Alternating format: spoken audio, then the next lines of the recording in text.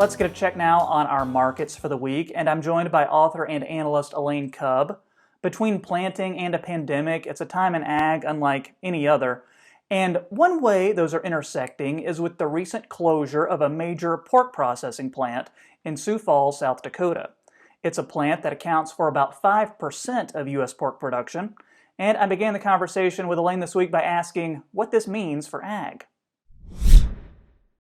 It's a very bad omen of things to come. I mean, by itself, it's a struggle for the regional producers that would be delivering to that plant, but it's a bad omen. Like I mentioned, there is always the potential that more plants are going to experience the same virus outbreak and have to shut down for some periods of time or slow down for some periods of time. So for the short term, it doesn't really affect consumers because there's enough cold storage and enough domestic meat supply. Nobody should be worried about that. But it does back up, as you mentioned, to the agricultural producers who would otherwise be delivering animals to these plants. That's the people who are going to be affected, have to pull back deliveries, have to delay deliveries. And the one thing that's a little bit convenient about the hog market is that it is so vertically integrated that they can communicate through their contracting system, who needs to deliver where and get that timed through. But when this starts affecting the beef, a bit more of a mess. And you cut out just for a little bit there. Did you mention the beef and maybe even other proteins that could feel some ripple effects from this?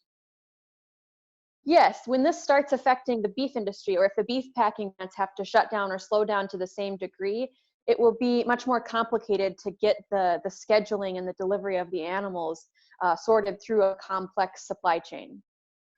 What do you think, and this is kind of looking ahead, what do you think the protein outlook looks like for maybe the next 6 to 9 months as we're dealing with COVID? Yeah, price-wise, retail prices remain strong. The people are going to the grocery stores and buying these foods that they're preparing there. But getting that passed through, there will be volatility. We see the live cattle futures contracts and the feeder cattle futures contracts actually staying pretty steady this week, which is a surprise. And in my opinion, there's still room for those contracts to move upwards to match the cash market. But through the next 6 months, I believe there is potential in the cash market itself to have these stuttered effects if you can't be delivering animals. Okay, let's kind of switch gears. Let's look at planting for a couple minutes. Here in Nebraska, we're still starting things up, still getting the ball rolling. So kind of give us a sense of what it's like for your part of South Dakota. You seeing any delays? Are farmers excited for the season ahead? Just anything you can tell us. Well, first of all, let's back up and remember that there's still corn to be harvested. Up in North Dakota, they still have only 83% of the corn harvested from last year. So that's got to happen first. Planting season is underway for spring wheat. That's going on here in the Dakotas.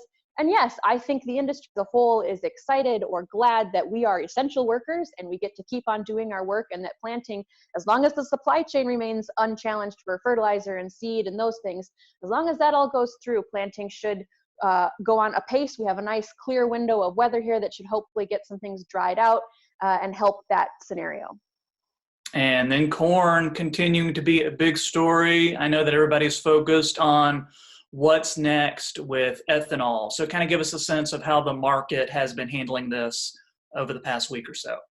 That is the big weakness in corn. Other than that, the corn market should be fairly stable. These grain markets in general should be stable because there is still the demand.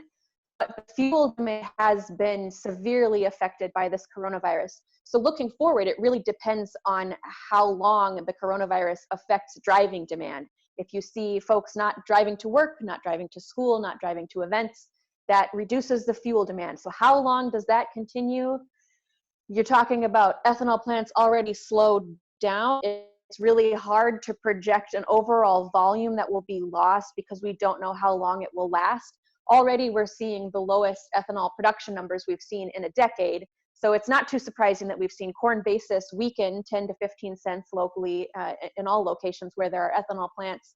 And we're seeing cash prices on average in this country already slipping below $3 per bushel. So that is the weakness, is the fuel demand.